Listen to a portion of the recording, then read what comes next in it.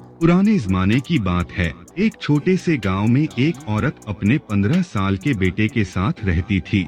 पति का साया इन दोनों के सर से बहुत पहले उठ चुका था। बाप के इंतकाल के बाद घर की सारी जिम्मेदारी इस औरत के कमजोर कंधों पर आ गई। लेकिन गरीबी इतनी ज्यादा थी कि कभी खाने को 2 वक्त की रोटी भी नसीब न होती। यह औरत दिन रात मेहनत करती, कभी गांव वालों के कपड़े सीती, कभी किसी के घर झाड़ू पोंछा करती और कभी खेतों में मजदूरी करने निकल जाती। मगर फिर भी इतनी आमदनी न हो पाती कि बेटे को सुकून से तालीम दिलवा सके। लेकिन उसकी एक ही ख्वाहिश थी, मेरा बेटा पढ़े लिखे और वह मकाम हासिल करे जो उसके बाप को नसीब न हो सका। बेटा, जिसका नाम अहमद था, सिर्फ 15 बरस का था, मगर हालात ने उसे वक्त से पहले बड़ा कर दिया था।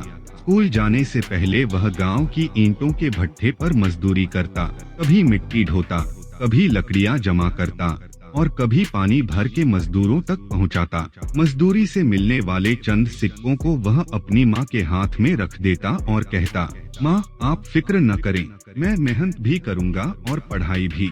एक दिन आपका सर फिर से बुलंद करूंगा। गांव वाले अक्सर उसकी मेहनत को देखकर हैरान रह जाते। इतने छोटे से लड़के में इतना हौसला कहां से आता है। सुबह मजदूरी, दोपहर स्कूल, शाम को फिर मजदूरी और रात गए चिराग की मध्यम रोशनी में पढ़ाई। अहमद ने अपने अंदर यह अज़्म बांध लिया था कि वह गरीबी को अपनी मंजिल के आड़े नहीं आने देगा। अक्सर ऐसा होता कि घर में खाने को कुछ न होता। माँ अपनी भूख छुपाकर बेटे को खाने के लिए कहती, बेटा तुम खा लो, मुझे अभी भूख नहीं। मगर अहमद जानता था कि माँ सच नहीं कह रही। वह अपनी प्लेट माँ के आगे रख देता और कहता, माँ आप खाएंगी तो ही मुझे ताकत मिलेगी। वक्त गुजरता गया, दिन ब दिन मेहनत बढ़ती गई, लेकिन उसके साथ साथ अहमद की पढ़ाई भी आगे बढ़ती गई। उस्ताद अक्सर क्लास में कहते, यह लड़का एक दिन पूरे गांव का नाम रोशन करेगा। इम्तिहानों के दिन आए। अहमद ने भट्ठे पर मजदूरी के बावजूद अपनी पढ़ाई को कमजोर नहीं होने दिया। वह दिन भर सख्त मेहनत करता और रात को जाग जाग कर किताबें पढ़ता। नतीजा आया तो गांव वालों की आंखें हैरत से खुली रह गईं। अहमद ने पूरे इलाके में सबसे ज्यादा नंबर हासिल किए थे। उसकी माँ की आंखों से खुशी के आंसू बहने लगे। वह बार बार कहती, यह मेरे बेटे की नहीं, मेरे शोहर की रूह की कामयाबी है। वक्त गुजरता गया।